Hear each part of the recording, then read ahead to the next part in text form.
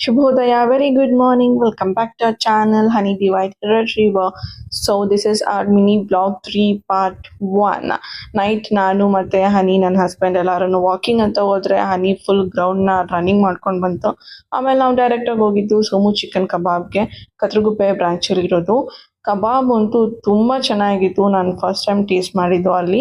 ಹಂಗೆ half rice ತೊಗೊಂಡು ಬಂದ್ವಿ. ಮನೆಗೆ ಬಂದು ಸೀರೀಸ್ ನೋಡ್ಕೊಂಡು ಮಲ್ಕೊಂಡ್ವಿ.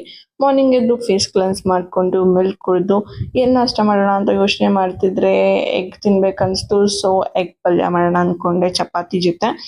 ಸೊ ಇದು ತುಂಬ simple recipe. It will take around 10 to 15 minutes ಆಗುತ್ತೆ ಅಷ್ಟೇ. ಇನ್ನೊಂದು ಶಾರ್ಟ್ಸ್ನ ಅಪ್ಲೋಡ್ ಮಾಡಿದ್ದೀನಿ. If you want you can even watch and try the recipe.